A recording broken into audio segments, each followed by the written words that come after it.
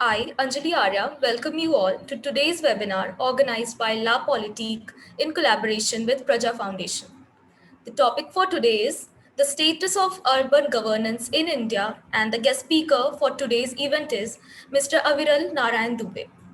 The guideline to be followed during the event are number one, the participants are requested and asked to keep themselves on mute until asked to unmute. So now I invite Dr. Rupinder Oberoi, Staff Advisor, La Polity, to please welcome our guest speaker. Thank you. Hello, good afternoon, and welcome everybody to the webinar organized by La Polity, Department of Political Science, Kirorimal College, University of Delhi, in collaboration with Praja Foundation on the topic of the status of urban governance in India. We all agree that decentralization is perhaps one of the most sought after prescription for ushering good and transparent governance. Grassroots and participatory democracy has been the subject of abiding interest for political leaders, administrators, bureaucrats, policy designers, and think tanks. However, to many, especially during the initial years of the post-independence, democratic decentralization hinged primarily on the rural villages in India. And in fact, Mahatma Gandhi believed that cities were capable of taking care of themselves, and it was the rural hinterland that needed special attention to be made self-sufficient. Today, however, India appears to be on its way from the aphorism, India lives in villages, to India lives in cities. Urbanization in India is taking place at a rapid and breakneck speed, and it is faster than ever before. It is said, or rather estimated, that every minute more than 30 people are migrating to the urban cities from the rural areas in India. And we all know that if the trend continues unabated, the country's urban population is likely to reach, some predict, whopping 600 million in about a few years from now. It is also true that cities are centers of growth. Cities are hubs for development of India. And the country's transformation depends directly on the governance, sustainable urbanization, and far-sighted urban planning and development of urban infrastructure. Accordingly, Niti Aayog, for example, says that India almost requires 40 trillion rupees investment in next one decade to overhaul the infrastructure, whereas the revenue of all the municipal corporations put together is no more than 1.2 trillion. Approximately, that makes it just 1% of the GDP. So we are substantially underfunded, and urban institutions are crumbling. Municipal corporations are starved of funds, starved also of expertise to bring about this rapid urban transformation which is required in India today. What is also interesting is that in the past, urbanization and its concomitant challenges commanded very little interest or low priority in the national political discourses. However, this has absolutely changed recently because of, we can say, the economic and the demographic shift to the mega cities, and because of also the acknowledgement of the decay which the urban conglomerates are facing. And this is drawing urgent and persistent attention of all the relevant stakeholders. We are sure, we can almost sort of forecast and predict that in the coming years, the urbanization is going to continue in India almost unchecked. And the concerns for urban planning, municipal finances, urban housing, livelihood, air quality. We face that every year in Delhi, or almost throughout the year now. The problems of urban transportation, medical facilities now has come. We are woefully short of medical facilities, and we realize that during the COVID time also. So we are battling these kind of challenges and drawbacks in the urban design, urban sustainable cities. So we require this kind of crucial attention, very deep insight, and also policy priorities is needed for rectification or changes in the urban infrastructure. It is also time for the country to engage in this serious debates, on the size of the city itself, the impact on the overall, livability for the urban dwellers. And this is often missed, because we see in various reports and various observations that mega cities are often exalted by policymakers by the virtue of the contribution that they make to the national and the state economy. However, it is often at the cost of the sharp deterioration of the environment and the quality of life for the common people. And we as Delhiites and people in Mumbai, Bangalore, any mega city in India face this almost every day. It's become part and parcel of our daily drudgery and plight, actually, when you're living in one of these big cities in India. And mega cities are also, abysmally, I would say, low or fail on the benchmark of equity, which is an important indicator of good living. A massive rise in the land cost puts decent housing, basic services beyond the reach of the middle classes. So leave alone the poor, farmers and the migrants or jobless community, which come to the cities looking for livelihood and basic facilities. So it's not even possible to think about how big is the gap we are talking about, actually. And indeed, the larger the cities, the more anti-poor it appears to be, because this adversely impacts, the shortfall adversely impacts the homeless, the migrants, the women, the children, and the elderly more severely, I would put it that way. And there is this, therefore, the strong case to strategize nationally in favor of decentralized, devolved, urban governance, and to sort of make the institutions of urban governance more robust, accountable, transparent. So to delve deeper into, to explain these myriad concepts or challenges that as common citizens we face in urban India, we have with us Mr. Aviral Narayan Dubey. Mr. Aviral Narayan Dubey has done MTech in Urban Development and Management from Terry School of Advanced Studies, and currently is working as a project officer at Praja Foundation.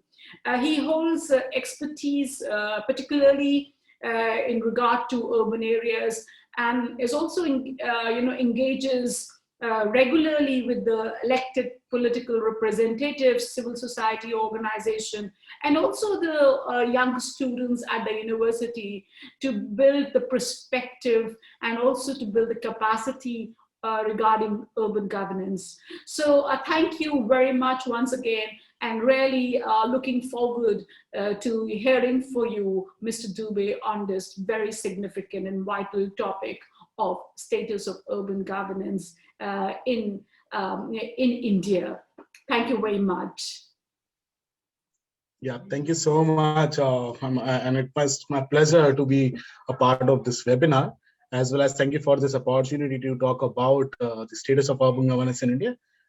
I must say that you have already explained in the challenges in a very beautiful way. So we have a very good starting point to discuss about the challenges in cities right now. So thank you for that. So we have with us Harshit Jain, who is your alumni, the college alumni, as well as has been a part of Praja's journey last year through the Praja's Urban Governance Fellowship, the Elected Representative Fellowship. So I also request Harshit to introduce himself, and welcome Harshit for this talk. He will moderate with me to deliver a small talk with you. So Harshit, we welcome you as well. Harshit. Thank you, Viral, for having me and giving me this opportunity to share my insights and give some inputs to your valuable discussion. And my name is Thank you. Harshit Thank you. Jain, and I graduated from Kirodimal College last year, Political Science Honors. Some of you might know me. And I have been part of Praja's Elected Representative Fellowship, and I was the part of first cohort. So it was a very new experience, not only for the fellows, because it provided us the opportunity to interact with the elected representatives, but also it was, I believe, that a new opportunity and learning experience for Praja Foundation as well, because uh, the motive of Praja Foundation has been to empower the youth and the common man to make the governance at local level more transparent and more accountable. And initiating that fellowship was one of its paths to achieve that motive. And I believe they have been successfully conducting such fellowships and internships now and then. So thank you, Aviral, for having me today. Yeah. Yeah, great. Thank you. Thank you so much, Harshit. So before we could start the session and talk about the nuances of urban governance in India, specifically as Professor Rupender has already pointed out the challenges listed down when you talk about urbanization in India and trends related to that. Let's start with a very short introduction about Praja and how, as an organization, what we are doing right now. So for that, I have a very short video to share. And I request you all to also be active in the chat box as well. I have divided this whole presentation in a couple of sections where we will discuss about some of the, for example, challenges of the elected representative, the citizen participation, the finances, and the others. So would request you to actively participate in the chat box and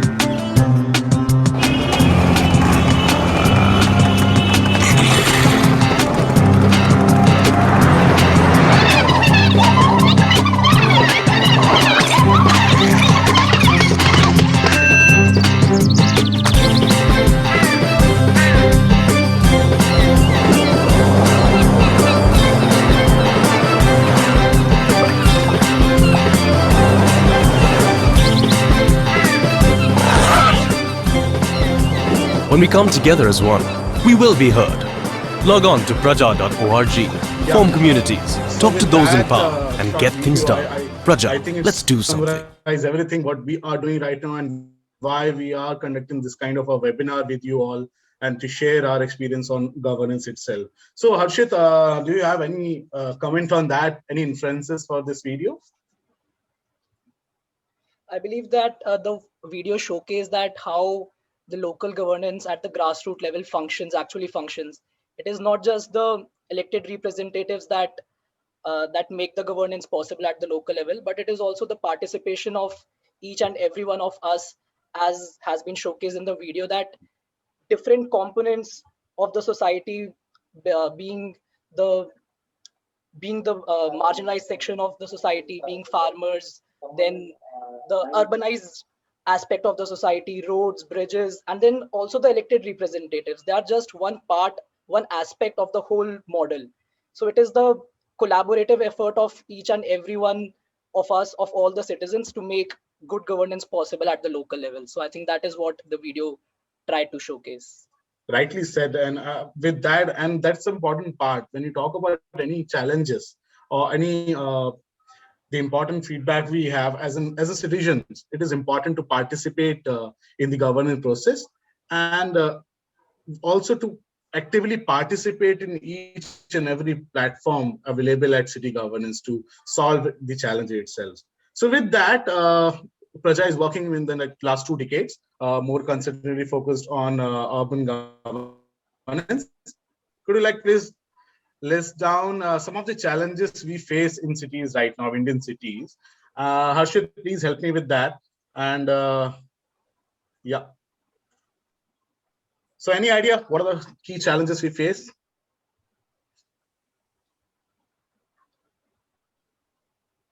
Everyone is encouraged to participate in the discussion. Yes. And with that also, I also request everyone to name the city you belong. For example, to keep this session very interactive, I would request to know the cities you know or you belong. For example, I'm working in Delhi, and I also belong to Lucknow. That's my hometown. So I know about Lucknow, the challenges in cities I face in Lucknow as well as in Delhi. So I request everyone to share their name of the city they belong or they want to know more about. Yeah. Anyone? Any responses in the chat box, Harshit? And I request everyone to unmute themselves and also share the challenges. Yeah, so I live at Delhi, but I am from Jharkhand. Basically, the hometown I belong to is Devgar. So everyone is requested to unmute themselves and answer one by one to make it an interactive session. Yeah. So as in state, we have Jharkhand. Thank you, Anjali, for that. I guess this discussion will give you insight about Jharkhand as well. So yes. Anyone else?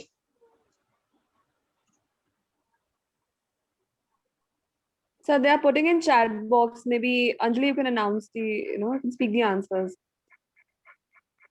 Yeah. Okay. Yeah. So Yashashvi says that she's from Patna, Bihar. Ujjwal Kumar Priyadarshi is also from Patna, Bihar. And Kundan is from Siwan, Bihar. Simrit Arora is from Noida. Lakshya Goel is from Bundal Shahar, Uttar Pradesh. Hari Prasad is from Alipur Dwar, Jalpaiguri. I think it is in West Bengal. Yeah. Very interesting. West Bengal. Pooja Yadav is from Gurgaon, Haryana. DJ or Dharmendra is from Sikar, Rajasthan. And he says that accommodation is the problem out there. Interesting. So we have participants from West Bengal. Yeah, please, Anjali. Yeah, others can also. Okay, so Arya Prasad is from Kolkata, West Bengal. Great. Yeah. So very good. So I am very happy that we have a participant from different states as well. For example, West Bengal, Jharkhand, Bihar, Rajasthan, like Haryana. Even we all belongs to Delhi as in house. So that's good. So for me, it's very good to have this kind of a participant, so to share some of the key findings related to different cities as well. Okay, how should I need your assistance to name some of the challenges what we face in Indian cities right now, so we can start our session and build the consequences. Yeah, Harshit. I think people living in cities face certain issues related to basic amenities, ranging from water supply to sewer management to solid waste management. Then pollution, I think, is one of the major challenge that people in city face. Then also there are challenges related to roads, potholes, parking, street lights, and there is also problem of urban sprawl, like there are scanty and unhygienic slums that are popping in different parts of cities. So I think these are basic problems that I think every city faces somewhere or the other. For sure. I totally agree with you. And so we can count any n numbers of challenges what we believe are there in cities right now. But who's responsible for that? Let's talk about that. So as we all know, let me give you an insight that as per the 7th schedule of the Constitution, the state matters. Under the state list, we have urban the local government responsible of all the legislation, all the implementation are with the state governments. So if I say who is responsible for all the cures we have created over the past like 50, 70 years, the most obvious answer is the state government, because state government is directly responsible for all the legislation and the others. If you talk about city administration, city empowerment, and everything. So this, with an insight, let me give you a very good example of what we have as an constitution recognition to the local self-government. So we all know about 73rd and 74th constitutional amendment. It talked about to empower city government itself in the 74th constitutional amendment, and also 73rd talked about Panchayati Raj system. In this session, we will specifically talk about the 74th constitutional amendment, and also we'll give you insight about what is 74th constitution. I know you all are aware about this. So 74th constitution talked about constitution of municipalities in all the urban areas. Currently, as per the 2011 census, we have around 4,041 statutory towns in India. That's contributed to 31.16% population in the 2011 census. And when you talk about census towns, we have around 3,000 census towns in India as per 2011. So in all the urban areas, it's 74 constitution guided that it should have Nagar Panchayat if it's a smaller area, municipal council for smaller urban areas, and municipal corporation for larger urban area. So let's take a couple of examples here. If you belong to Delhi, Mumbai, Bangalore, Pune, or cities with a population of more than a million citizens, there the municipal corporation should be established. And it's completely depends on the state government how they want to quantify that. Whereas 74th Constitution Amendment also talked about empowerment of local government to provide them to conduct or to guide state government to conduct regular or timely elections in all the municipalities across India, as well as it also ensured the adequate representation of the women's like other vulnerable sections in society. It also talked about state finance and the establishment of ward committees. So I know this, you everyone know about this. So let's talk about very specifically a very interesting topic here, that is the 12th schedule. So as you all know, in 74 constitutional amendment, we had the 12th schedule introduced in the Constitution of India, which actually talked about devolution of 18 functions to the municipalities across India. What are the key 18 functions we have? So let's talk about the 18 functions one by one. So first is the urban planning, regulation of land use, planning of economic and social development, water supply, public health, fire, urban forestry, and safeguarding of interests of various weaker sections, slum improvement, provision of urban amenities, burials and burial grounds, cattle pounds, etc. So if we only look after the slide and talked about this 18 function, I believe personally, the challenges we have listed down earlier are directly belongs to or maybe clubbed into these functions.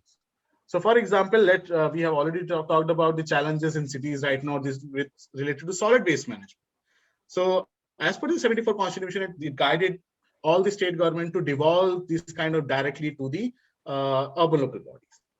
More specifically, Harshit, I just want to intervene here you and have an insight about how you believe the cities are performing these functions right now. Let's talk about urban planning.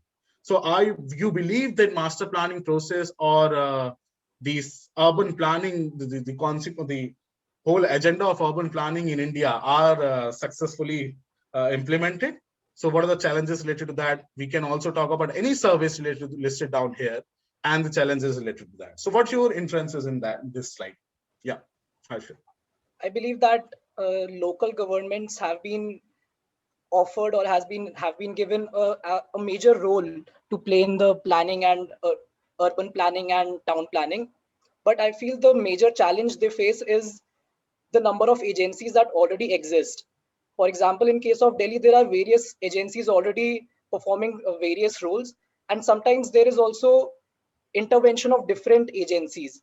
So I think the lack of coordination between different agencies ranging from local governance to state government to central government, I think that is the major challenge which hinders the proper implementation of urban planning. Correct. So we should talk about any services in cities right now. When you talk about fire services, slum development, redevelopment, anything, it completely depends on or it directly impacts due to the presence of multiple agencies. So multiple agencies are responsible for various challenges or issues related to this. So this slide directly just want to convey this. As per the 74 Constitutional Amendment, all these functions, 18 functions, which are directly related to us, a guide should be devolved by the state government to the city government directly. But we'll share the inferences at the later section that what's the current status of that. So let me go through or start the session with Deepak to talk about Praja's urban governance study and what we have covered till now. So Praja's urban governance study this journey is there. We have covered all 28 states and the National Capital Territory of Delhi. This study is based on 3-year journey. We have started this study in 2017. The study also involved more than 1,500 different interviews with the key stakeholders across cities, across states, with elected representative, city administration, and civil society organization.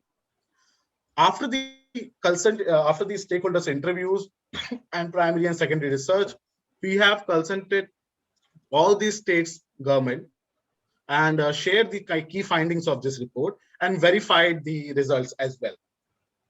At the end, we after this whole study, we have came up with the Urban Governance Index that ranked all states as well as Union Territory of Delhi based on their structure of urban governance or empowerment itself.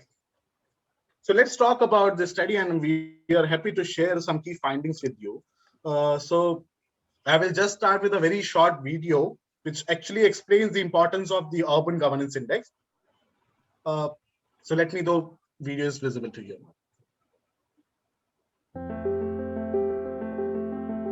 In the last 30 years, India has witnessed rapid urbanization. In 1911, the share of urban population in India was merely 10.29%. It took more than 100 years for this share to grow to 34% by 2018. But in the next 10 years, that is by 2030, it is predicted to jump to 50% or more. Evidently, India's urban population and urban areas are seeing an exponential rise. The economic growth of the country in the last few decades has caused its urban areas to attract millions of Indians in search for better opportunities. City infrastructures are not being able to cope with the demands of such mass migration. Today, many urban issues such as flooding of cities during heavy rains, spread of infectious diseases, unending traffic, sewage and waste management, lack of basic amenities such as drinking water, healthcare, and so on are crying for attention. Recognizing this problem, in 1993, the 74th Constitutional Amendment Act was enacted to strengthen urban local governance. It directed the states to devolve 18 functions that would be better performed at the local level to the city governments. Unfortunately, only a few states have done a partial devolution, and most of the state governments have been reluctant in transferring these 18 functions. As a result, India is one of the least administratively decentralized nations in the world. Many schemes have been introduced by the central government in the recent past, such as Jawaharlal Nehru Urban Renewal Mission, Smart Cities Mission, Amrut, Swachh Bharat, and so on. Some of the cities, owing to the state political will, have been able to harness these for betterment of urban areas, but even so, Indian cities seem to lack in livability standards compared to other metropolises in the world. Praja, with its work and experience in urban governance, decided to find answers to this problem. Praja decided to map the urban governance structures and practices across all states in India. Having spent 3 years visiting different cities across all states in India and having studied their urban governance architecture and practices, Praja was able to understand the root causes of the problem. The 74th Amendment and various schemes launched by the centre to revitalize urban India have not worked. Praja realized that the existing structures of governance would not be able to implement the 74th Amendment and the central government schemes. What we require to implement these efficiently is empowered grassroots democracy. This is the heart of the matter, and to advocate and achieve this, Praja has developed the Urban Governance Index. The Urban Governance Index will rank all states in India across different themes while highlighting their governance journey and best practices. This will enable other states to draw inspiration, learn, and implement similar practices. It will be a unique tool to facilitate advocacy, planning, and citizen participation. Indian states need to commit to making cities more democratic, empowered, and accountable. Only then can cities fulfill the aspirations of our citizens. In 2023, India will complete 75 years as an independent republic. Let us recommit ourselves to further strengthening our democracy by empowering grassroots institutions. The Urban Governance Index will help states pave a roadmap towards effective city governance. Yes, so this video talked about the challenges what we have discussed till now, as well as the key solutions for that. So what we believe as an organization that if you talk about any solution, any probable solution to the challenges what we are facing right now, which we have already discussed, the answer lies is by empowering or strengthening the local democracy itself. But what is the current status and whether our local government or city government in India are strengthened or empowered? To see that or to map that, we have established this Urban Governance Index. And let me give you an insight of what is this Urban Governance Index talk about. So this Urban Governance Index are divided into four thematics: empowered elected representative and legislative structure, what we have at current structures across states, how empowered our city administration are in practice, how actually empowered citizens are. So for example, what are the key facilities or powers vested for the citizens itself. And most important part, when we talk about any reforms, any solution, we have to talk about the physical empowerment of cities right now. So this Urban Governance Index basically talked about all, and in a couple of slides, I will share the status with you one by one. But to explain in detail about what this Urban Governance Index actually talked about, I have a very short video to share that talked about this structure in detail. So let me present this as well. The Urban Governance Index is an instrument that ranks states to indicate where they stand in terms of real empowerment of local self-government and grassroots democracy. This index is based on the principle of subsidiarity, which states that what individuals can accomplish on their own initiative and efforts should not be taken away from them by a higher authority. The Urban Governance Index will help in identifying the need for reforms, for capacity building, and in advocating for an empowered urban governance structure.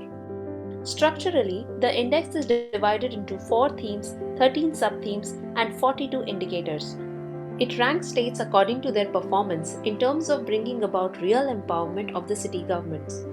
Let's understand the main themes of this index one by one. Theme 1: Empowered city elected representatives and legislative structures. The first theme looks at how empowered the city mayor, city councillors, and the council are.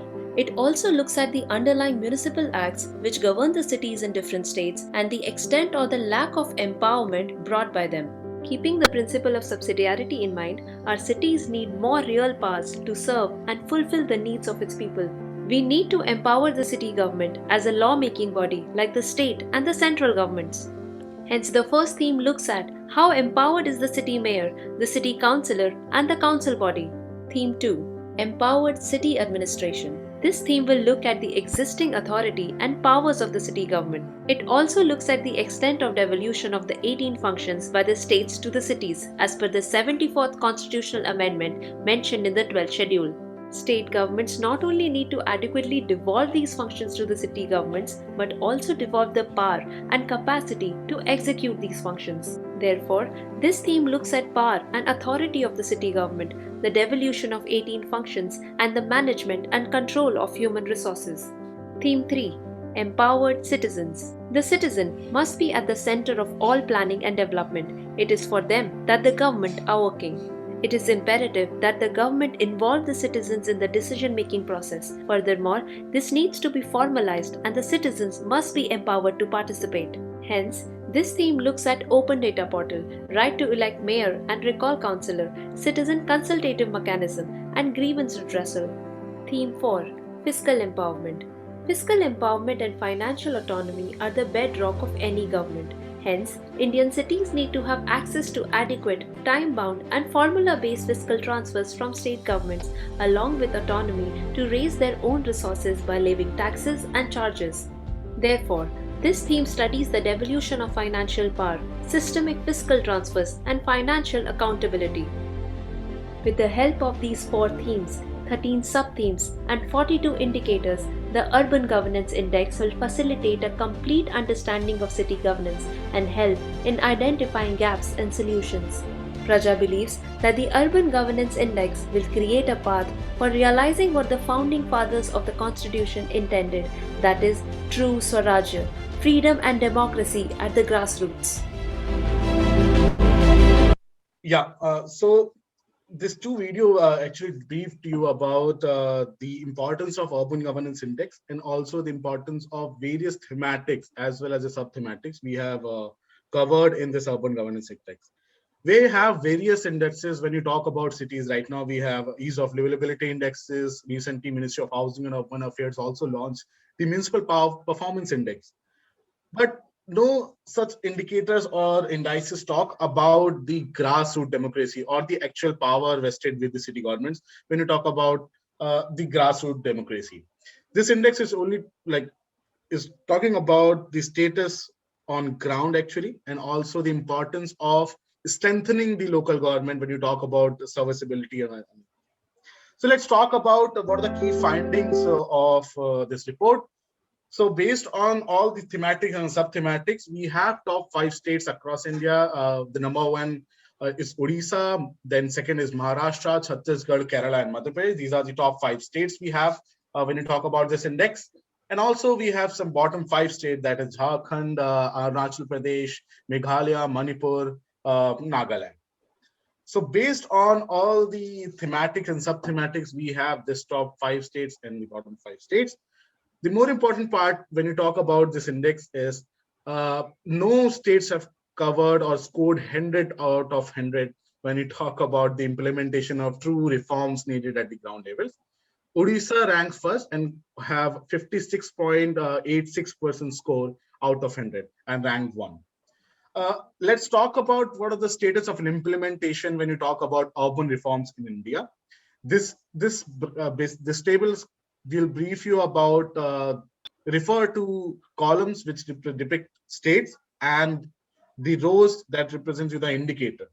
When you talk about all the indicators, no such state are there who actually scored full marks in each indicator. So to have this detail, please refer to our Urban Governance Index. We have detailed out every state and each reform stated in this specific. Let's talk about one by one when you talk about key 4 thematics. Let's start with the empowered elected representative and the legislative structure. So when you talk about empowered elected representative, that means we are talking about how actually our mayor and councillors are empowered in Indian cities right now. The whole idea to talk about empowerment of city governance in India right now is, as the member of legislative and the member of parliament have various and varied functions to perform, let's talk about the status of city governance instead. So this slide will request you to answer this very basic question. So to understand the challenges, it is very important to even understand what are the key challenges we face on ground. So for that, I just want to a couple of answers related to this. Have you interacted with your mayor or local councillor? If yes, then how was your experience? So Harshit, over to you. I request you to share your experience of interacting with the local councillor as well as a mayor. But before you, I would request anybody from the participant to share if they have ever interacted with the local councillor or mayor of their city, respective cities. Anyone, please?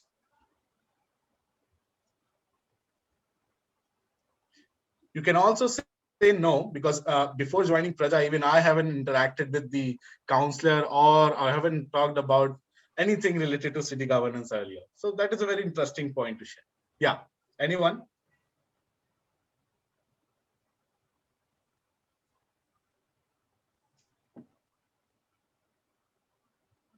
I believe no one. Yes. So the answer in most of the cases are no. Very often we haven't contacted or meet the local councillor at the local level, who are actually responsible for what the challenges we face in right now in Indian cities. So Harshit, over to you. How was your experience interacting with the local councillor of Delhi as well as interact with the mayor? So please share your experience first. Well, as you also mentioned that you hadn't met any councillor before joining Praja. So same was the case with me. I did not meet any councillor or any mayor, any representative at the grassroots level before joining the fellowship. So I think there is a reason for this, because most of us studying in good colleges, good schools, living in urban cities, most of us belong to urban middle class. So there is very little interaction between the middle class, and also most of us live in well-established apartments or societies. So we have another organization there in the name of Resident Welfare Association. So whatever issues we have with respect to water supply or street lights, we do not really take our issues to the elected representatives. And even if I talk about my experience, I never felt the need to meet any local councillor, even after living in the city for whole my life. So once I joined the fellowship, I got a new experience, because the proportion of the population living in well-established societies is very meager, and the majority of the population is still residing in the urban areas where councillors play an important role. So I would say that my experience of meeting several councillors over a period of 6 months was very ambivalent. By that I mean that I had mixed experiences. This is because all the councillors are not same. We cannot generalize councillors and politicians into one umbrella, because councillors vary from political parties, vary from social background. So there are some councillors who are very well off, and that is why they enter politics, and that is why they're able to enter politics. And some councillors are here just to provide public service.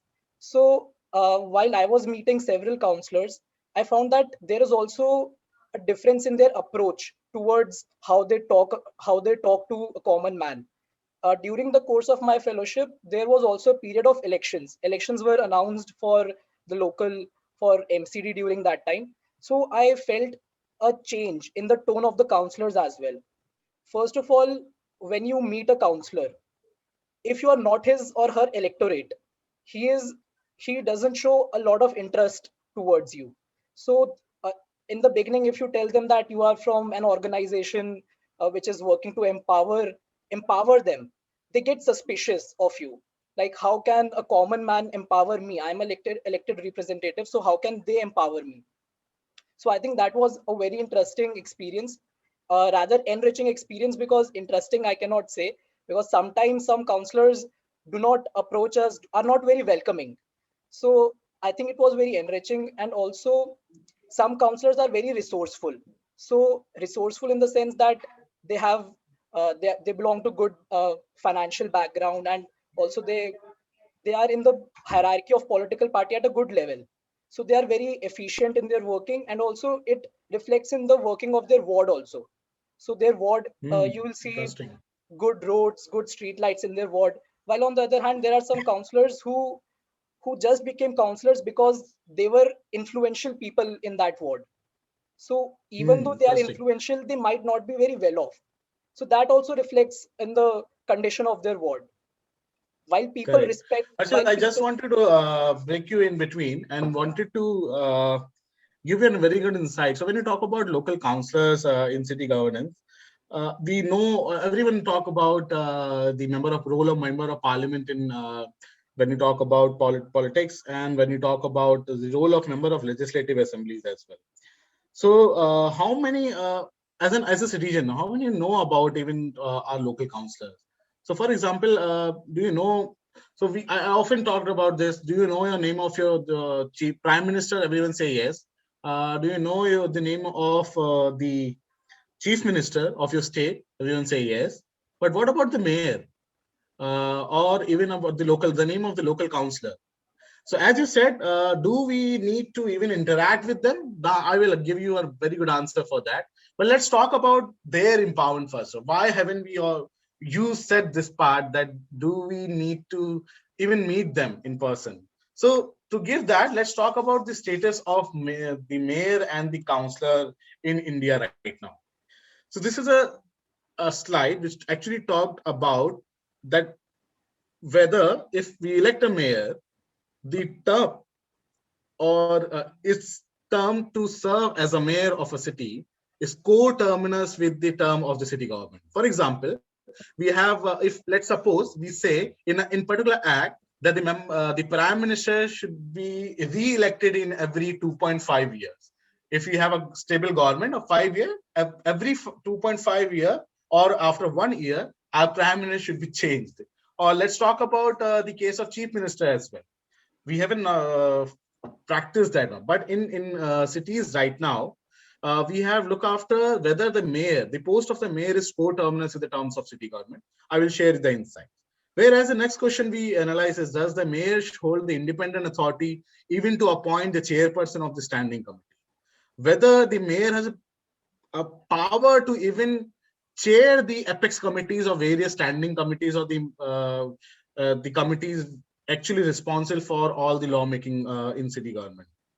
Very important part when you talk about city councillors itself, you already said that we have some very good example of councillors who are well versed with their financial background as well. So we have look after whether the councillor receive a monthly basic salary or fixed salary as a whole. So I just wanted to share your insight that 7 states only, like Arunachal Pradesh, Delhi, Gujarat, Himachal Pradesh, Karnataka, and Maharashtra, do not have a term of mayor that is co-terminus to the city government. Let me give an example. When you talk about case of Delhi, we have only the term of mayor is fixed to 1 year. Let's suppose you are appointed as a mayor, and the election held in April 1st, maybe, most possibly. Then you have only 1 year that is to serve for your city government. Okay, let's talk about case of Maharashtra. In Maharashtra, we have 2.5 year fixed term for mayor.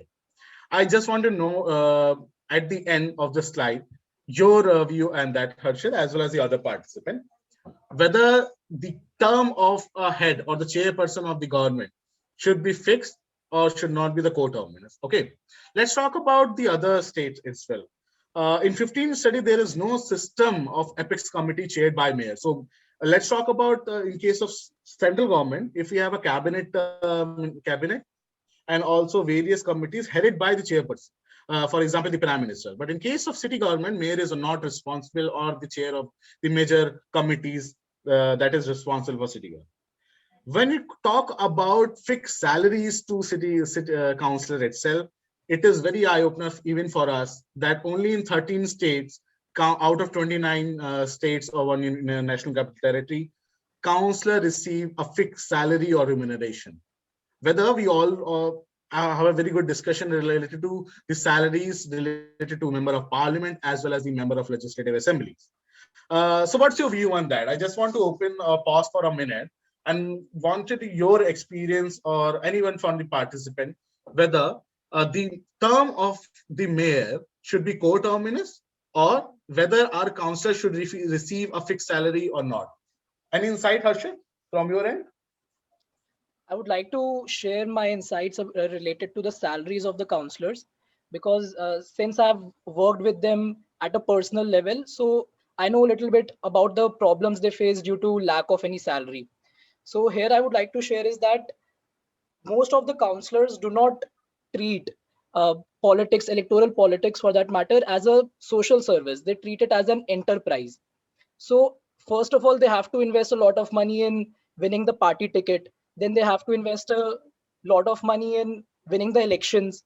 So once they are elected, their primary motive is to recover that investment, which leads to a lot of corruption. So if we have a certain salary, a fixed salary to the councillors, I think that corruption will get minimized. Also, presently in Delhi, the salary received by councillors is a meager amount of 300 rupees per meeting, which is also capped at rupees 3,000 a month. That is less than a salary of a sweeper in MCD. So uh, that is a very terrific signs of how the councillors at local level function. So councillors also have to manage their official apparatus, their office. They also have to meet. Yes, Arshil. So adding to that as well, uh, let me give you a very good example. So when you talk about election of member or maybe eligibility to be a member of parliament, I'm audible, yes, Harshil? Yes, you are audible. Yeah. When you talk about member of parliament as well as member of legislative assembly, there is no foundation that you should be a part of this or you should be enrolled as an elected representative when you have a voter ID card of that particular constituency. But when you talk about election eligibility of to become a councillor at local level, you have to be or hold a voter ID card of that particular constituency or ward. Okay, so let's talk about a particular ward, which is let's case of in Mumbai we have Dharavi. So Dharavi itself is a ward itself. And when you talk about Delhi case, we have various wards that are represented by slums and unauthorized colonies. So our elected representative from that particular area should be a voter or maybe the member of that particular ward, which is eligible for election in that particular. So as an act or as a legislation, we have already pointed out that only, as you said, if you become a councillor or if you have to be elected as a councillor, you should have very well versed with the finances as well.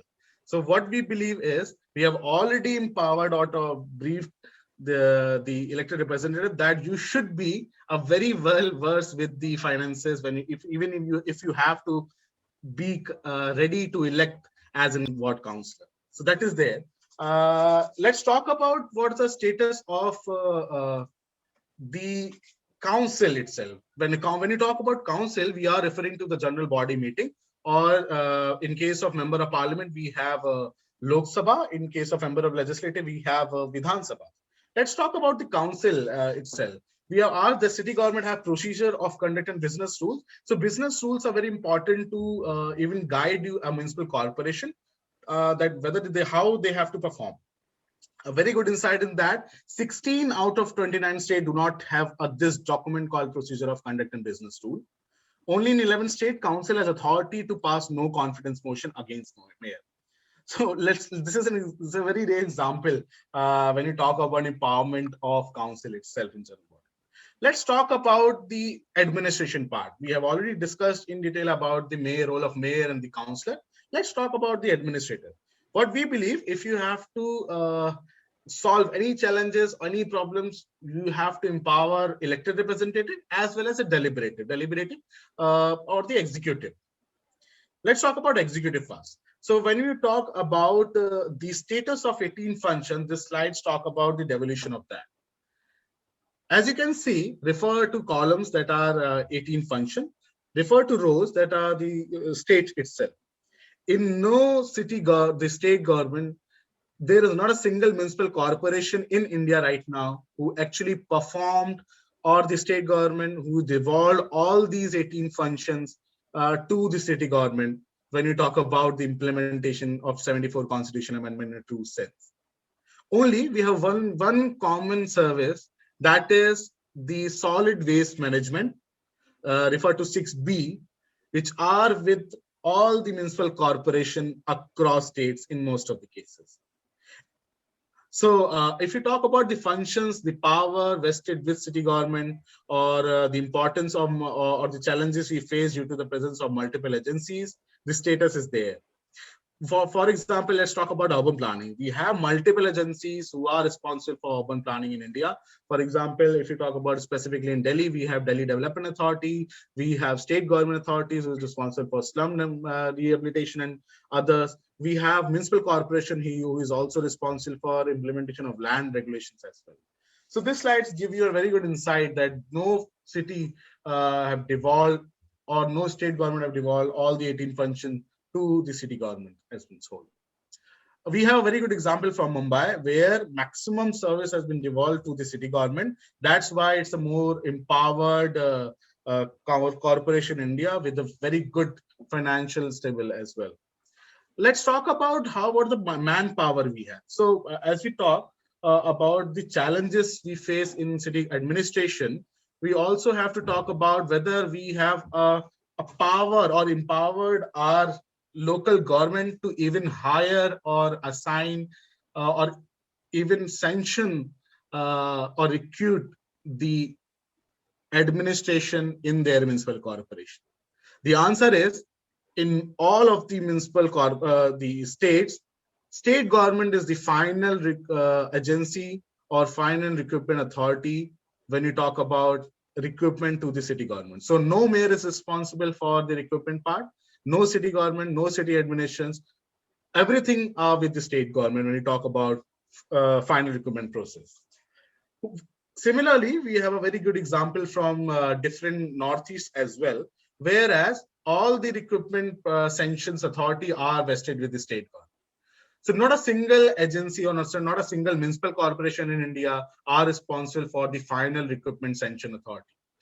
They can only conduct processes. For example, they can drive a couple of recruitment processes, but the final authorities are for sanctioning or the finalization of candidates are with the state government authority. So let's talk about the importance of that. This slides will give you a very good insight that when you talk about vacant, refer to the graph 2, let's talk about the vacant seats or vacant posts in the municipal corporation in Indian cities right now. This is the data of 2020. So Gurugram with a maximum of 81%, and then we have cities more than 35% posts vacant in city governments. For example, Dehradun, Amritsar, Bhopal, as well, Imphal, Raipur, Vijayawada, Kolkata, Warangal, Ranchi, Gurugram, with the vacant posts of in the administration more than 35%. We have very good best example, not the best example, Patna with the 12%, but this is also 10. Let's suppose talk about, we are talking about the devolution of this function, all the functions to the city government, but who will perform that? Who is responsible for that? The answer is there in this slide. Let's talk about the citizen participation. We have already discussed about elected representatives, city administration, but as a citizen, whether we are also empowered or have a power to actually be an active participant in city governance in India, let's talk about this. So for that, I will just pose one question and pause it for a minute. As a citizen, do we know which are the platforms we have to participate in city governance, more specifically on planning, policy, or city governing processes? Do we know any of the such platforms? I just want to open the floor for discussion right now. So I request participant to answer. Even Harshit, you can answer in this question as well. Please, Harshit. I believe that there are many avenues for common man to participate in the city governance, ranging from area sabhas, then there is ward committees, then also school management committees, where members also include parents as well. So I think there are several avenues for common man to participate. But I would like to say that even after working for quite a few months with the local administration directly, I'm still figuring it out as to how I can effectively participate, like directly and efficiently, because the process is so cumbersome. There are various platforms, but there is no clarity with the citizens with respect to city governance. So I think there is lack of clarity and also efficient platforms for citizens to participate directly. Interesting. So have you heard about the complaint management system? What's your view on that? So we will discuss about the area sabha as well as the status of ward committees as per the 74 constitutional amendment, as you pointed out. But we have a very good platform even to participate in city governance, that is the complaint management system. or this, related to civic bodies. We will discuss this section in the detail. So let's talk about the status of ward committees in India. So the directive principles to talk about the ward committees are: the ward committees should facilitate discussion at the grassroots level. This is also important. These are also important to take suggestions from ground. So as per the 74 Constitution Amendment, it talked about the formation of ward committees in India, right? Let's talk about the status of that. So in this slide, we have look after the provision. What are the provisions we have for ward committees in the Act? Whether they have been constituted, whether they have a functional ward committees, or whether they have ward committees at the zone level or at the local constituency level. So only 9 cities out of 29 cities have functional wards committee. The cities are Ahmedabad, Aizwal, Bhubaneswar, Agartala, Delhi, Dharamshala, Imphal, Kochi, and Mumbai. So out of 29 states or cities we cover, only 9 states have empowered their local government to form the ward committee itself. 14 out of 29 cities have not constituted wards committees, although they have their specific mention in the respective municipal acts. So that means state government have empowered them to form ward committees for the active participation of citizens at the local level, but they haven't been constituted yet. We have a very good example of Dharamshala and even case of Kerala. When you talk about, we have very good example from Bangalore, where they have a very good active ward committee constitution. Let's talk about the status of Area Sabha. As you all know, Area Sabha concept was introduced after the JNNURM program, which actually talked about status of Area Sabhas. Area Sabhas are bodies which have to be formed at the polling booth level, where minimum 5,000 citizens should be there in the Area Sabha to suggest municipal councillors or local elected representative on their particular constituency, that what the key priorities they have when you talk about development. Let's talk about the status. Only 3, let me remind you, only 3 out of 29 cities have functional ward or area sabhas. These are Aizwal, Dharamshala, and Gangtok. So only 3 cities in India have a functional area. Whereas city governments of only 3 cities have established open data portals, like for example, Bhubaneswar, Mumbai, and Raipur. So when you talk about the constitution of Area Sabha, the power vested with citizens, the answer is very answer there in the slide. And it's really shocking for us that though we have a provision in 74 Constitutional Amendment, but the real practice or the real face is this. Let's talk about whether we have encouraged citizens to participate in city governance processes itself.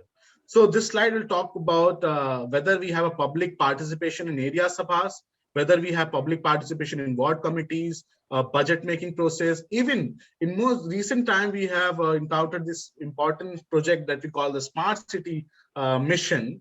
Whether we have a direct public participation in Smart City, the answer is there in the slide. We will cover the Northeast states in next slide. So the status of this is citizen participation is active at Area Sabha only in Dharamshala, as I already briefed you. Citizen participation through attending Ward Sabha committees is only active in Mangaluru, Dharamshala, Ahmedabad, Bhopal, and Bhubaneswar. Very interesting to note that in North, like as a citizen, you are not eligible to even participate when you talk about our state. For example, Delhi, Uttar Pradesh, Haryana, Bihar, even Jharkhand. When you talk about Smart City, in the Smart City mission, the public participation takes place at a very true sense only in Bhubaneswar. Whereas out of 21 city study, public participation has not taken place in more than 15 cities. Let's talk about the example of Northeast itself. We have a very good example from Northeast. We have Area Sabha very actively participated in Assam there, but we have very distinguished examples that talk actually about the active citizen participation at the local level. Let's talk about whether we have a very good system when you talk about grievance citizen mechanism system or the complaint management system. So this slide talked about the existing grievance redressal mechanism system, different modes we have, the feedback mechanism, and the others. So ideally, only in Dharamshala we have a grievance redressal mechanism system where there are integration of different modes. They are also using technologies. They are also using a feedback mechanism, and also they are generating the action taken report when you talk about citizens' problems as well as the complaints. Whereas in case of other states as well as cities, there are not a very efficient services there. Let me give you an example of Delhi as well. In Delhi, we have, for example, 3 municipal corporation, elected municipal corporation, North Delhi Municipal Corporation, South Delhi Municipal Corporation, and East Delhi Municipal Corporation. They all have their separate complaint management system. They also do not have a single number to complain. You can also file complaint visiting the zonal office. You can also file complaint directly calling mayor office. You can also file complaint to calling a LG office, CM office, and others. But do we have a city as a citizen? Do we have a single platform to register our complaint? The answer is no. Very interesting. I just want to share here. In the year 2003, Praja worked with or collaborated with the MCGM, that is Municipal Corporation of Greater Mumbai, and established their first online complaint management system, which is a single complaint number that is 1916 for the Mumbai city itself. And that system is currently working in Mumbai right now. We need that kind of a system where we have very good opportunity to discuss about citizen participation. Let's talk about the physical decentralization at the core. So our city government are having a very good mechanism to even generate the sources, own source of revenue? Let's talk about the status. So as you know, the taxation system or the tax system in India right now, we have a central government who transfer their more or less funds to the state government, and as per the State Finance Commission mentioned in the 74 Constitution Amendment, the State Finance as per this recommendation of State Finance Commission, the state government should devolve funds to the local bodies that are rural as well as the urban local bodies. Whereas the local government are also responsible for their funds, when you talk about fund generation, revenue generation, as well as when you talk about the expenditure part. But in case of city government, we have very limited source. For example, we have property taxes, entertainment taxes, parking charge. Before GST, we also have the octroi, which was the major source of revenue when you talk about local government. But the current position is city governments are lax in collecting these revenues. As for us, they are also directly dependent on the state governments on different funds. We have various schemes which actually allow city government to strengthen when you talk about Smart City Mission, Amrut Mission, Hriday Mission, any other scheme or any other mission, they are responsible for funding these local government and not the own resources. So let's talk about whether the city government are even empowered to introduce new taxes or change this. The status is this: 17 states do not have an independent authority even to introduce new taxes or charges. Let's suppose you are elected body and you are responsible for more than, for example, in the case of Delhi, you are responsible for more than 1.6 crore citizens, as when you talk about as a civic body, and you are not even having a power to even introduce a new taxes or charges. You have to be dependent on the state government as well as the central government. 17 states do not have independent authority to even revise the tax rate or charges. So let me give an example. We have various examples when you talk about physical empowerment, whether they are following, the city governments are following norms when we talk about, for example, 10 rupee charge in parking and so on and so forth. 14 states do not have independent authority to even approve the budgets they prepared or passed in the corporation itself. So this is a status. Let's talk about the physical decentralization. We are actually facing a major challenge in that itself. So overall, as a whole, we have top 5 states which actually ranked better, I say better, in the city governance reform or the city empowerment. But let's say, what are the key practices they have implemented that they are performing well when you talk about city administration or city empowerment? So constitution of deliberative committees, we have, for example, Kerala, Chhattisgarh, Odisha, and Madhya Pradesh, where they have constituted about DPC and MPCs itself, that is district planning committees and metropolitan planning committees as well. When you talk about citizen participation, we have very good example from Odisha, Maharashtra, and Chhattisgarh. They have very good open data portals in their website, which actually empowers citizens to even understand what are the key challenges the city government are facing, as well as access data online through their websites. When you talk about devolution of financial power, we have very good example from Kerala, Maharashtra, and Madhya Pradesh, where they have independent authority to introduce new revised taxes rates and approve city government budgets and accessing market borrowing. So, for example, recently, if you have heard about Lucknow Municipal Corporation issued a bond in the Bombay Stock Exchange, as well as Mumbai, Surat, we have very good examples. So these are some couple of examples related to devolution of financial power. Let's talk about financial accountability itself. We have Kerala and Maharashtra as a good example, where they are publishing their budget and account statement on their website for citizens in a public domain, and they are also conducting their external audits of accounts. Very interesting to note, as we know, we also talk about the budgets related to central government, state government also, but as a citizens, if you are living in cities right now, we also have to look after our city budgets passed by the local municipal corporations itself. So as a whole, let's talk about the key reforms or the key recommendations that are applicable to all states, and then we will pause for questions, answers itself. So let's talk about first theme, that is empowered elected representative and legislative structure. We believe that mayor should hold executive authority over commissioner for sure, but at present, only in Kerala, the mayor has a power to even write an annual confidential report of commissioner to the state government itself. Otherwise, all state government, all central governments are responsible for appointing the commissioner or the executive heads. No mayor in India right now have power to even appoint the commissioner of their municipal corporation. Where we also have introduced the importance or the mandatory training of counselor. I guess Harshit will agree with me that the importance of training of counselor. So I would like to the importance of training when you talk about counselor. Anything to share, Harshit? Harshit, sorry.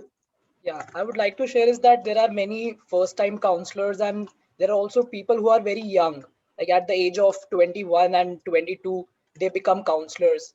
Also, there are women counselors who are young and they're first-time counselors, so they do not receive any training with respect to the functioning of whole local governance.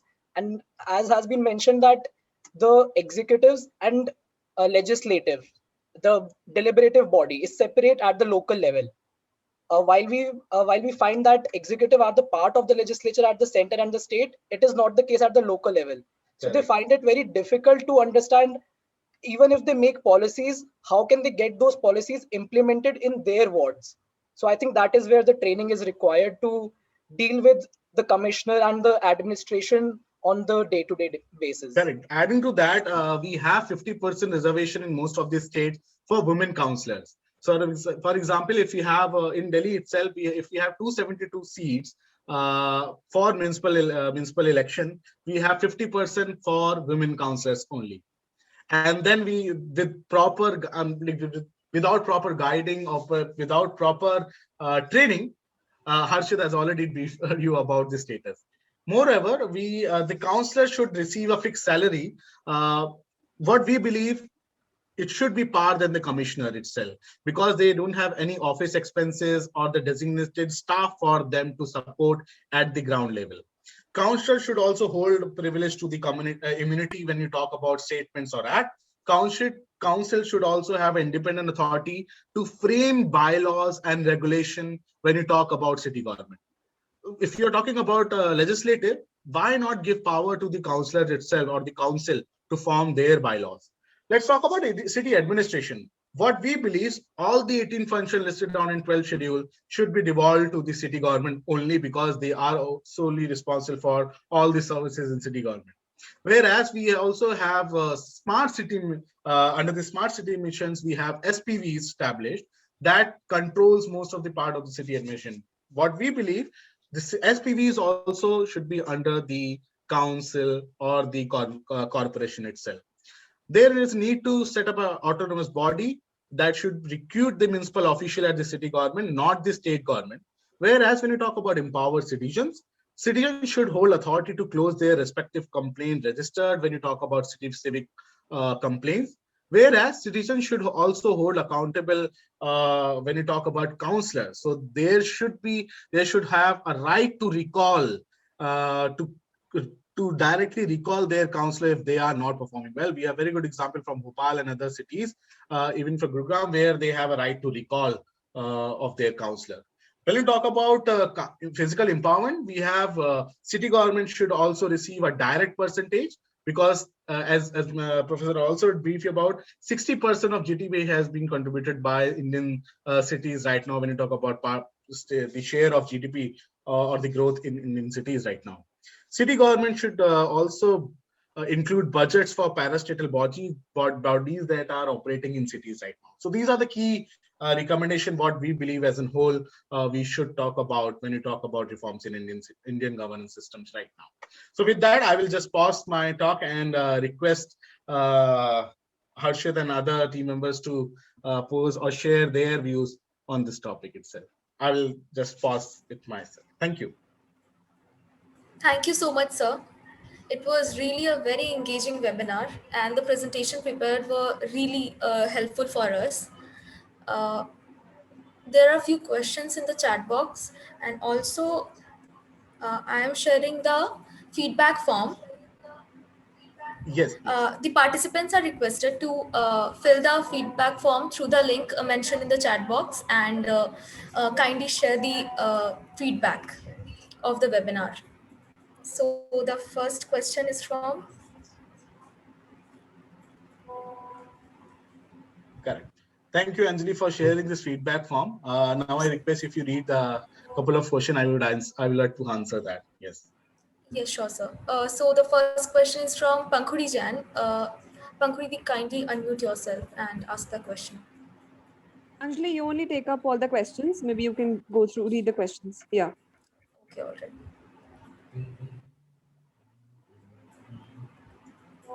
Yeah, so the question is, smart city has become a buzzword in India ever since Prime Minister Narendra Modi outlined his vision for creating a series of them. What do you think about this concept of smart city, and how much time and resources do you think would be needed to bring smart cities to reality?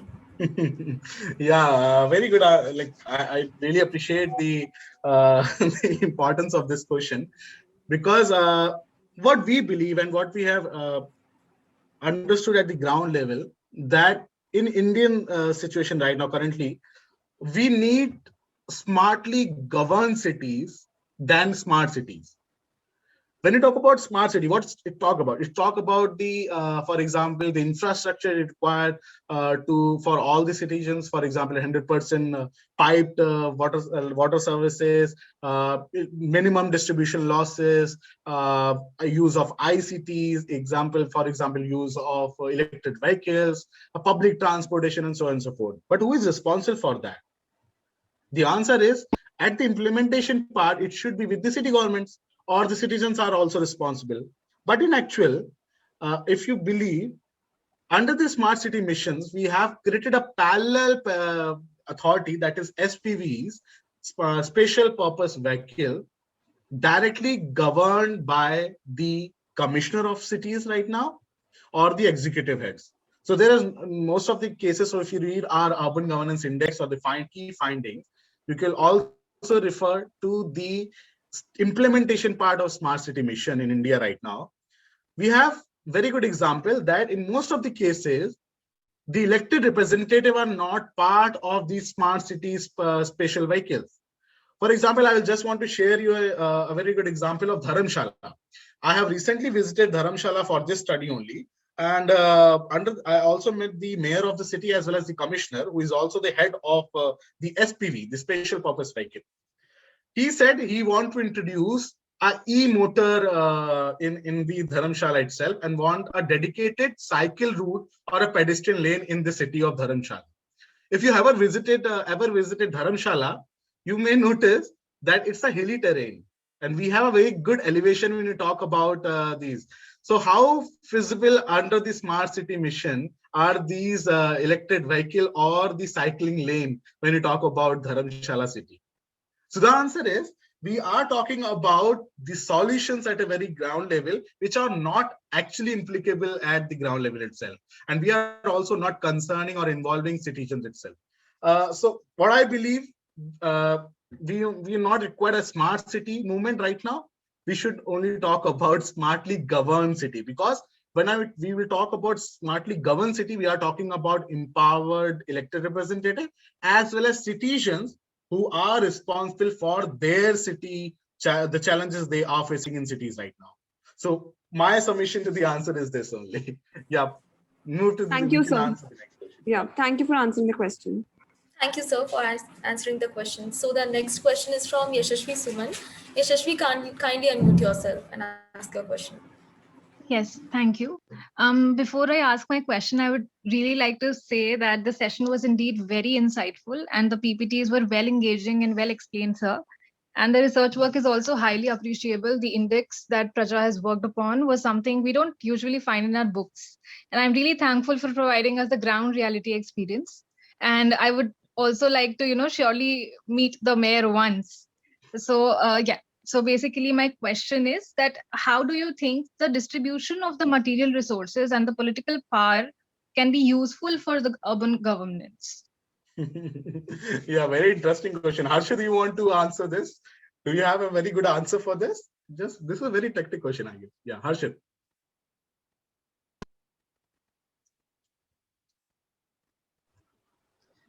So when we study about urban governance, there are 3 Fs we usually refer to. That is functions, functionaries, and finances. So I think all these aspects are very important to make the governance level at the governance system at the local level successful, because until and unless you do not have the political power to frame laws, to acquire your own finances, you cannot implement those policies no matter how good they are. So material resources are very important, and then political power gives you the empowers you to frame those policies according to the will of the people. Because many times it has been seen that many sections of the society go unrepresented while making the policies. So in order to make inclusive policies, political power is also very important. So all these Fs should be focused upon equally: functions, functionaries, and finances. Correct. Ashit, I just wanted to add to your point as well. If you talk about the actual practicality in Indian political system right now, so central government are not ready to devolve functions or powers to state governments.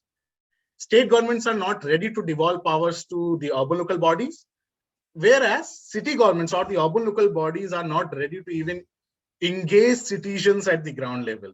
So the status is this only from my submission. Yeah, we can move to the next question. Thank you, sir. Thank you, sir. So the next question is from DJ. Dharmendra, kindly unmute yourself.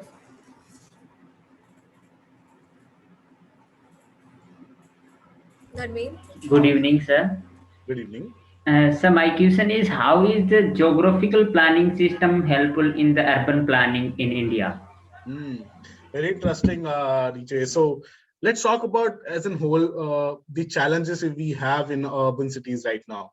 So if you talk about slums, if you're talking about the road infrastructure, the water infrastructure, it directly links the urban planning in India right now. So as a practice, we have involved top to bottom approach, where we have talked about the master planning process in India right now. So for example, we have broader cities governed by or directly guided by the development of the city, guided by the master planning. But let me give you an example. Master planning is a process which involves very important or valuable resources that we talk about in Indian cities right now. So it requires finances as well as the manpower. But what are the real implementation of that? So in case of Delhi itself, we have a very limited implementation of master planning itself in India right now. So for example, let me give you an example. In case of Delhi only, we have Delhi Development Authority, who is the parastatal or a body governed by central government responsible for the land using or the geographical planning system in India right now. So in case of Delhi. But what are the implementation? The implementation of the master planning or the zonal regulations or the building bylaws are with the municipal corporation as per the Municipal Corporation Act. So we have very stringent statutory master planning approach. We are following that. But when you talk about implementation are with the local bodies.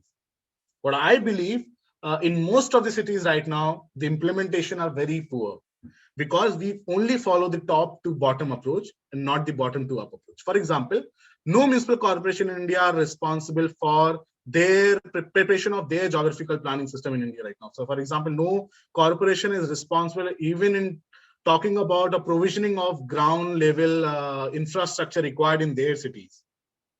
So how can I brief you? So what we believe Indian urban planning requires bottom to up approach, not the top to bottom, because we completely fail in that. So my submission is this to you. Thank you, sir. Thank you, sir. So the next question is from Kabir. He's asking, sir, how far do you think different state election commissions have been successful in conducting free and fair elections? They are commonly considered as a puppet in hands of state government of the day, from ward delimitation to reserving wards. Also, how can we reform this? Does Supreme Court recent order regarding state election commissioners suffice the order? Yeah, so Kabir, thank you for this question. And I totally agree with you that when you talk about any election commission right now, so for example, if you talk about state government elections, we say that the central government is fairly responsible for all the decisions the election commission made when you talk about state government. Whereas when you talk about municipal elections or the local government action, before the 74 constitutional amendment, we have a very good example that until and unless we have a constitutional recognition that mandates state governments to even conduct regular elections in city governments of the city government, no city government actually encouraged that before the 74 constitutional amendment in a very true sense. So yes, before the 74 constitutional amendment, all state governments were not following these parameters when you talk about fair election and the timely election.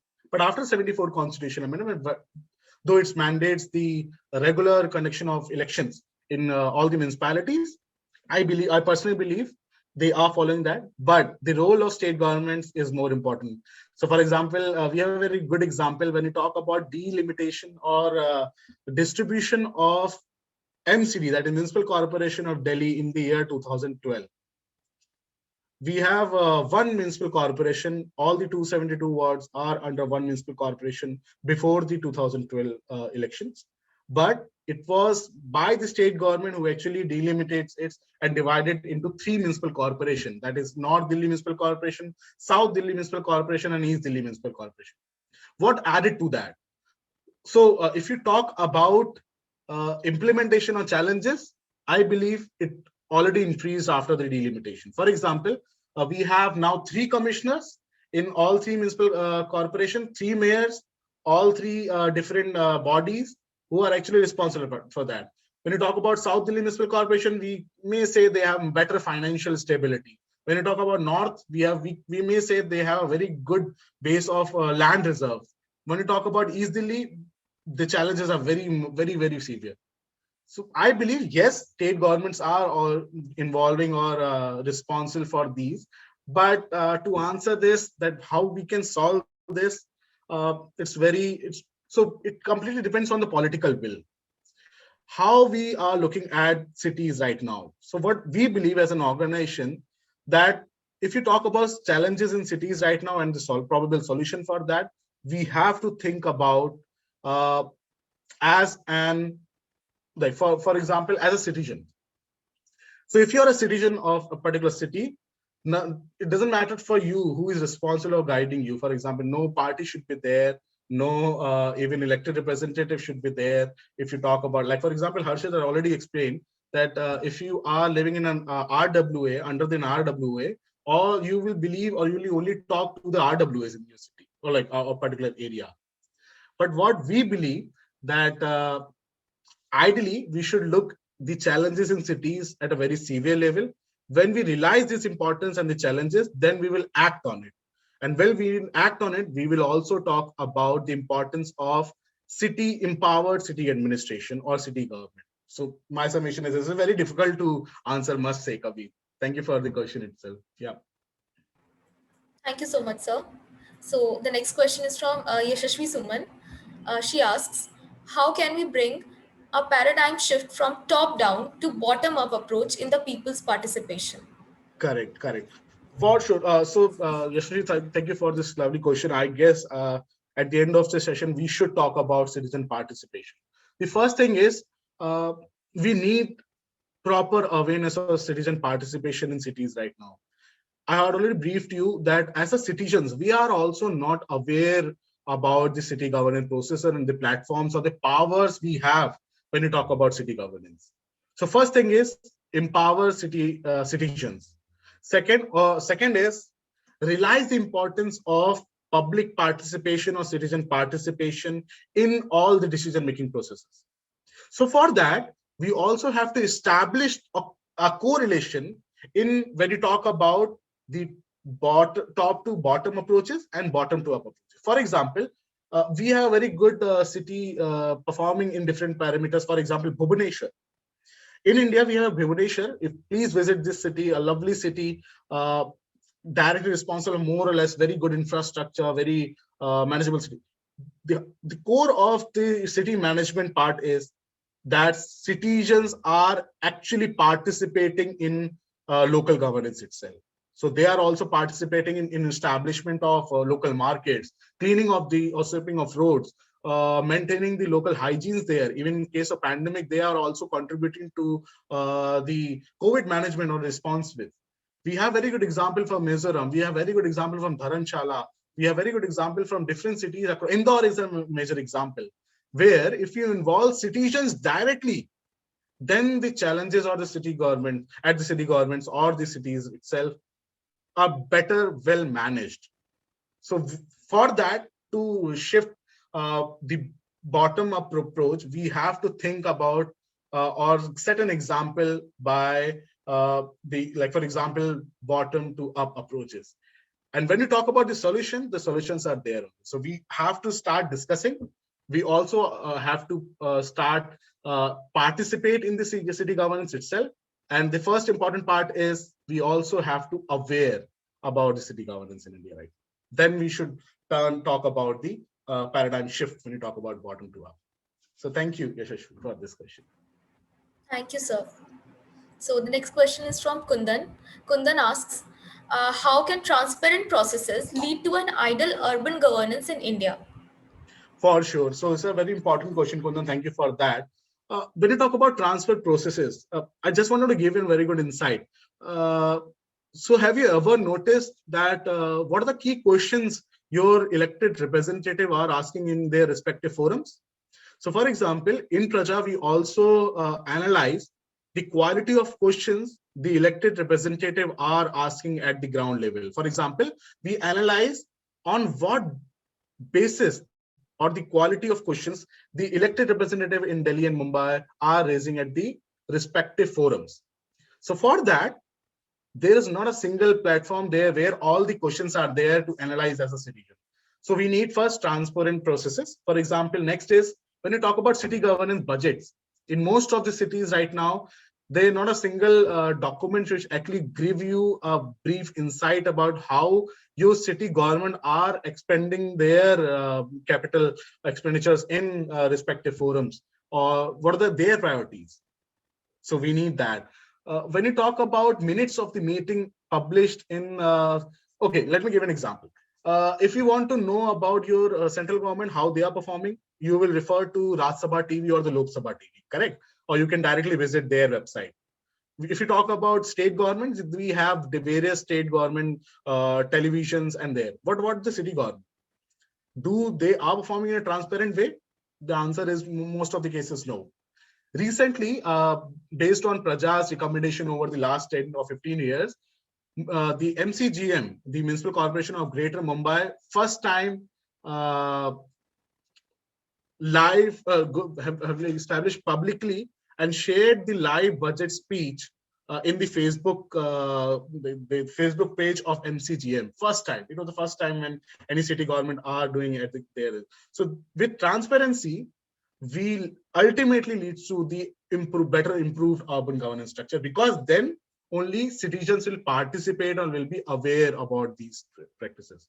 To know more about this, please refer to our website www.praja.org, where you will find a very interesting study. That's a elected representative report card. So if you refer to the Praja's elected representative report card, you will get to know about this as well. So yeah, Anjali, over to you. I think, Anjali, since we are already exceeded the time, so you can take up last question and then we can conclude. Yeah. Yeah, as we have already exceeded our mentioned time, so I'm taking the last question of the webinar. It is from Riddhi Parmar. She asks, sir, there are endless instances of the masses being exploited by the irresponsible elected representatives. But part of the problem lies with the lack of awareness among the voters who don't participate in the political processes. According to your experience, what are the causes behind this lack of mature public participation? Correct, and more, it is very much visible if you talk about recent example as well. So as a political science student, you may notice about recent election held in Ahmedabad, in Gujarat Municipal Corporation, various corporations, even in case of Hyderabad. What was the maximum turnover of voters? So it is less than 50%. Less than 50%. Let me remind you, less than 50%. For example, we are not actually eager to participate in the city governance matters, because as Harshit pointed out earlier, as a citizen, we believe that we are not responsible for all the nuances what we have created right now. But if you think in another possible way, let me give an example. What will you do when your mobile network will fail for 15 minutes? For example, if you are using any Airtel, any Jio SIM, anything, what you will do? You will directly, I bet you will directly call the customer care within 5 minutes. Within 5 minutes. How will you do that? You will find or Google the customer care number. You will call directly the customer care, and then you will try to figure out in best possible way. But let's talk about the case of a broken, like a pothole in your city, or a dumb, a waste lying in there in front of your house, or a broken street light, or any other civic problem what we face in Indian cities. We believe, or often we believe, that it is not our responsibility. Second, we believe someone will take care of that. So, but let me give an example. We have a very good platform that we call a complaint management system, where we can directly participate or file any kind of a civic complaint. For example, I will just want to give you insight that if you use that platform, you will also know or try to notice that if we even try to participate in city governance matters, the changes are there. The changes are visible itself. So with that, we need some good example, even to try as a first level. Then we will try to implement, even realize the importance of our citizen participation when you talk about reforms in city governance itself. So my summation is this: please participate in city governance. Try to explore your city. Try to explore about your elected representative at the ward level, at the zone level, and the power vested with you as per the 74 Constitution Amendment itself. So thank you for that, Anjali, and thank you for Thank you so much, sir. The webinar was really engaging, and as Yashashvi also said it out, that the presentations were really helpful and insightful for us. So here we come to the end of our webinar, today's event. And now I invite the President of La Politique, Pankhuri Jain, to kindly give the vote of thanks. Thank you. Thank you, Anjali. So as we come towards the end of the webinar, I, Pankhuri Jain, on behalf of La Polity, Department of Political Science, would like to extend our deepest gratitude to our guest speaker, Mr. Aviral Narayan Dubey, for enlightening us with his knowledge and words of wisdom, and for delivering such an insightful and thought-provoking session on status of urban governance in India. And I would also like to thank the staff advisor of La Polity, Dr. Rupinder Oberoi, and the other department professors for joining us today. And of course, a special thanks to the organizing committee and the council members for their constant support and coordination. And big thanks to participants for joining us today. I hope you people have gained something out of today's session and the PPT presented by Aviral sir. It was truly engaging and insightful. So thanks again. Yeah.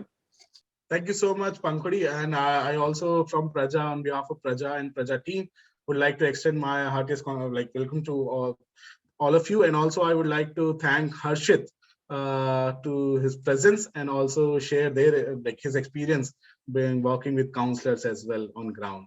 So thank you for that.